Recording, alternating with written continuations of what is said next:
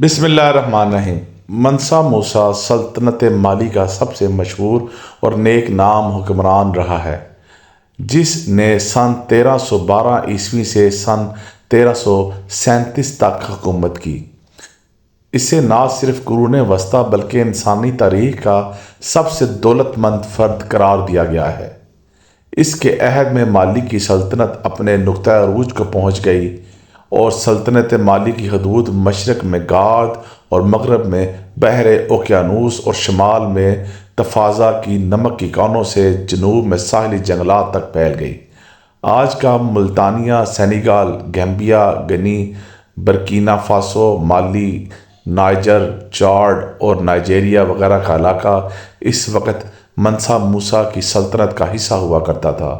منسا Musa امیر of Mali, lord of the mines of Wangara جیسے القابات سے مشہور تھا۔ انہوں نے مالی کی سلطنت پر اس دور میں حکومت کی جب وہ معدنیات اور بطور خاص سونے کے ذخیرے سے مالا مال تھا۔ یہی وہ وقت تھا جب پوری دنیا میں سونے کی مانگ اپنے عروج پر تھی۔ ان کا اصل نام موسیٰ کتاول تھا، مگر تخت نشین ہونے کے بعد وہ منسا کہلائے، جس کا مطلب بادشاہ ہے۔ منسا موسیٰ کی دولت کا آج کے دور میں تخمینہ لگانا مشکل ہے، پھر بھی ایک اندازے کے مطابق ان کی دولت تقریباً 400 ارب امریکی ڈالر کے برابر تھی۔ منسا موسیٰ کا سفر حج۔ منسا موسیٰ کے دور حکومت کی مشہور ترین کہانی ان کا دورہ حج ہے۔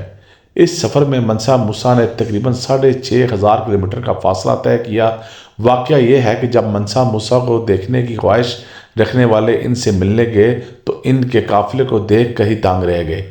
لوگوں نے دیکھا کہ منسا موسیٰ کے کارواں میں تقریباً 60,000 افراد شامل تھے، جن میں سے 12,000 ان کے ذاتی پیروکار تھے۔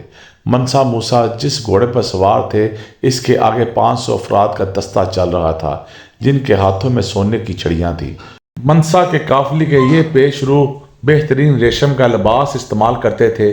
یہ سفر اتنا پرشوق تھا کہ اس کی وجہ سے منسا موسیٰ کی شہرت نہ صرف اسلامی دنیا کے ایک بڑے حصے میں پھیل گئی بلکہ تاجروں کے ذریعے یورپ تک منسا موسیٰ کا نام پہنچ گیا۔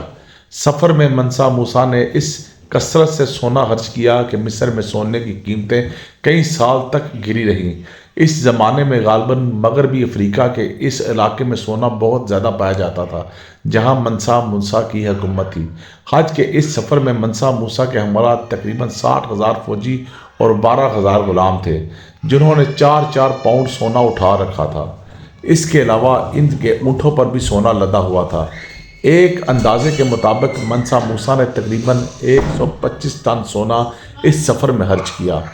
اس سفر کے دوران وہ جہاں سے بھی گزرا غرباء اور مساکین کی مدد کرتا رہا اور ہر جمعہ کو ایک نئی مسجد بنواتا رہا۔ منسا موسیٰ اس قدر فراخ دل تھے کہ جب مصر سے گزرے تو یہ کہا جاتا ہے کہ انہوں نے غریبوں کو اتنے دیے کہ علاقے میں افراط زر ہو گیا۔ منسا موسیٰ مکہ معظمہ میں ایک اندلسی معمار ابو اسحاق ابراہیم الساحلی کو اپنے ساتھ لایا، جس نے بادشاہ کے حکم سے گاد اور ٹمبکٹو میں پختہ اینٹوں کی 2 مساجد اور ٹمبکٹو میں ایک محل تعمیر کیا۔ منسا موسیٰ کے زمانے میں مالی کے پہلی مرتبہ بیرون ممالک سے تعلقات قائم ہوئے۔ منسا موسیٰ کے بعد مالی کی سلطنت کا سوال شروع ہو گیا۔ ایک ایک کر کے تمام علاقے ہاتھ سے نکل گئے اور تقریباً سن 1854 میں شہر گاد کے سونگائی حکمران نے مالی کی سلطنت کا خاتمہ کر دیا۔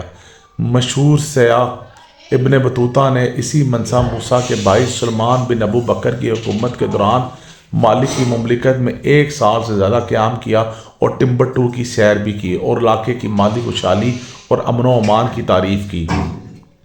2012 میں سیلیبریٹی نیٹ ورتھ نامی ریسرچ سامنے آئی، جس میں دنیا کے 25 امیر ترین افراد کا ذکر کیا گیا۔ منسا موسیٰ کا نام اس فہرست میں آج بھی سب سے اوپر ہے، جبکہ ان کے بعد بل گیٹس کا نمبر ہے۔ منسا موسیٰ کے اثاثوں کی کل مالکیت ان کے انتقال کے وقت تقریباً 400 بلین ڈالر تھی، جس کا آج تک کوئی مقابلہ نہیں۔ منسا موسیٰ کی اس بے تحاشا دولت کی سب سے بڑی وجہ یہ تھی کہ مالی آدھی سے زیادہ دنیا کو نمک اور سونا مہیا کرتا تھا۔